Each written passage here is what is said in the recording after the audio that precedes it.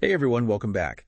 So today we are diving into something a little different. Ooh, different. Okay. Yeah, we're looking at just one chapter from the Yeah. Psalms, Okay. Psalm 45. But this isn't your typical, Sunday Yeah. school psalm. Uh-huh. It's a love song. It's a royal celebration. Interesting. And some scholars even think it might be hinting at something much bigger. Like, It's true. Psalm 45, it's one of those texts that keeps scholars debating, And you Oh, just wow. know when a love song might also be like a theological treatise. Yeah. It's got to be interesting. Exactly. Oh, so Psalms, reminder, it's a collection of poetry, songs Right. used in ancient Israelite worship. But Psalm 45, it's specifically labeled as a love song, Yes. which makes it stand out. So what's the deal with that? Well, it's definitely more complex than your average, love ballad. Right. I mean, think royal wedding meets epic poem, but then Yeah. with layers of meaning that go way beyond just a simple love story. I am intrigued. All right, let's jump in. So the first part, the opening lines, they're showering this king with praise. Oh, yeah. It's like, most handsome of men, impressive speech, God grants continual blessings. I mean, aren't they laying it on a little thick here? I know you almost want to cringe reading it, Yeah. but there's a reason for all this, like over-the-top language. Okay. In ancient Israel, kings were seen as God's representatives on earth. Right. So praising the king, it was kind of like praising God through him.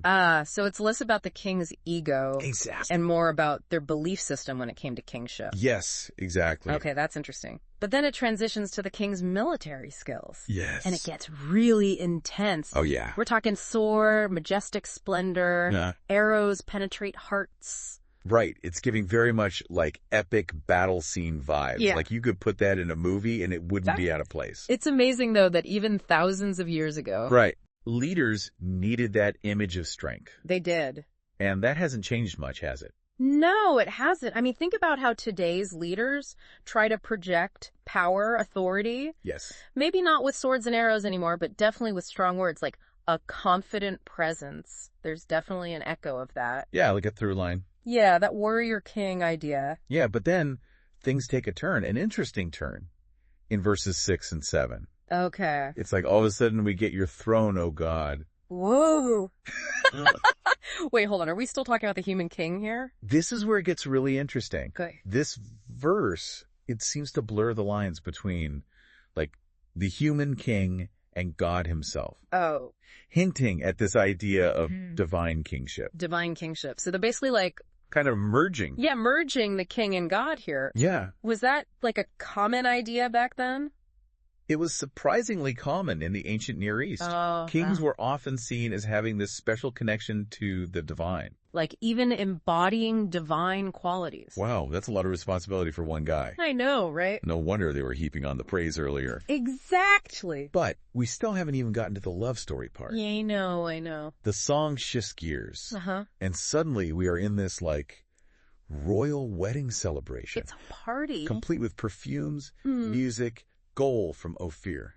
Forget Cinderella. Yeah. This is like next level extravagance. Oh, yeah, talk about luxury. You remember Ophir? That was like this legendary land known for its riches. Like, Wow. think exotic goods, rare spices, just unimaginable wealth. Yeah, The psalm really goes all out to emphasize like the opulence of this wedding. it's like they spared no expense. No expense spared. And then there's the bride. Yes, the bride. She is described as radiant, adorned with jewels, Beautiful. and her entrance into the palace is like this grand procession. You even Oh. mention her embroidered robes. Wow. It's such a vivid image of beauty and artistry. But I have to ask, could this bride be more than just a woman?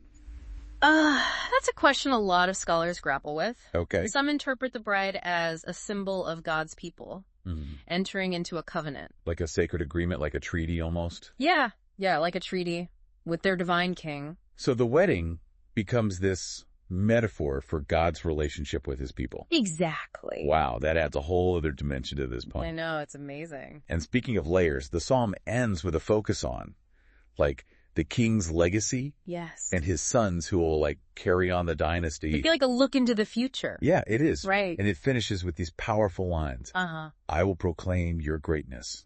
the nations will praise you forever. It's as though Psalm 45 is pointing beyond the immediate story to something bigger, Yeah. like a hope for enduring justice and praise Okay. that echoes through generations. So even though it was written thousands of years ago, this psalm speaks to something we still long for today. Righteous leaders and a world where goodness prevails. It's true. What an incredible mix of royal celebration, love story, and deep theological reflection, I know. all packed into one psalm. It's remarkable, isn't it? It is. It reminds us that these ancient texts are still relevant. It's so relevant. They still have the power to make us think and feel. Absolutely. So we've explored a lot today. A lot. Psalm 45. Clearly more than just a simple love song. No. It's a glimpse into ancient beliefs about kingship, beauty, and this enduring power of something greater than ourselves. Definitely. But I think the most important takeaway is that this psalm invites us to find our own meaning within it.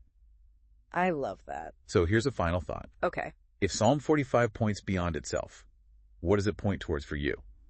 What echoes of its themes like leadership, love, enduring hope do you see in your own life? That's a great question. Thanks for joining us on this deep dive. We'll see you next time. Bye, everyone. Bye.